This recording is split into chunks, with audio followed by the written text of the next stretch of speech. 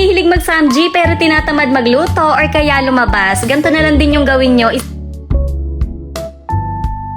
Magandang idea nga din to para sa mga handaan.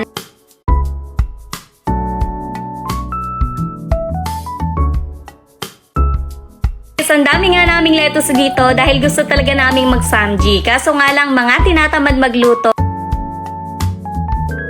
Tinanggal ko nga lang yung ibang bulok dito dahil hihiwain ko to ng maliliit. Yung pa bite size lang guys dahil ilalagay ko nga to sa food tray para wala nang magluluto. Kain na lang ng kain na parang nasa handaan, gano'n. Kailangan nga dito sa lettuce yung tuyong-tuyo siya para hindi naman mababasa yung samgy natin. Kaya ginamitan ko ng ganito. Hindi ko nga alam kung ano yung tawag dito. Paki-comment na lang dyan guys. Pero kung wala naman kayong ganito, pwede nyo naman yan patuyuin sa malinis na towel. Kapag nagsasamgy naman kami, itong bacon nga lang yung ginagamit namin para hindi na siya masyadong mataba. Pero kayo, kung nagtitipid kayo, pwede kayo ditong gumamit ng pork basta maninipis yung hiwa. Hiniwa ko na nga lang yan sa gitna para magkasya dun sa pagpiprituhan ko mamaya. At masarap nga sa samgy yung marinated, kaya naman titimplahan din natin yan. Naglagay lang naman ako dito ng toyo, konting sesame oil, sesame seeds, garlic powder, gochujang, at itong onion leeks. Ayan, screenshot nyo na lang guys para madali. Haluin nga lang natin itong mabuti at pwede na natin to agad iprito. Sa pagpiprito naman ito, wag nyo masyadong i-overcook para hindi siya maging matigas. Ayan, yung gantong luto lang guys, okay na. Ito namang cheese sauce, napakadali lang nito. Sa pan, maglagay lang tayo ng 1/4 ng butter at pag nagmelt na yan, maglagay na tayo ng 2 tablespoon ng flour pampalapot. Lutuin lang natin itong mabuti hanggang sa magbubbles siya na parang ganyan. Para hindi naman to maglasang harina. At pwede na tayo ditong maglagay ng 2 cups ng evaporated milk or kaya fresh milk. Ilagay na din natin itong quick melt cheese at 1 tablespoon ng sugar para mag-balance lang yung lasa. Tapos gagawin ko nga tong espesyal kaya naglagay ako dito ng 1 can itong corn. Kung ayaw nyo naman ng corn, pwede naman kayong wag maglagay nun. Ayan guys, habang kumukulo siya, lumalapot nga siya na parang ganyan. O diba, dito pa lang nakakatakam na. Ganun nga lang kadali at meron na tayong samgy na pang pamilya. At eto nga, ilalagay ko na to sa food tray, inuna ko na itong lettuce. Kapag pala ilalagay nyo na yung meat at yung cheese sauce, kailangan malamig na yun ha, para hindi naman maluluto itong lettuce. So ito, nung lumamig na nga, inuna ko nang ilagay itong meat, tapos yung cheese naman. Pwede nga kayong magpa-order ng gantong malaking tray at pwede din naman dun sa maliit na tab, yung parang lalagyanan ng mga leche flan at mga bake mac gano'n. Ngayon ko nga lang to na-try at nagkaroon pa nga ako ng idea dahil pwede pala to sa mga handaan or kaya pag nagke-crave ka, isa na lang yung magluluto, diba? Kaya naman itag mo na yung magluluto sa'yo.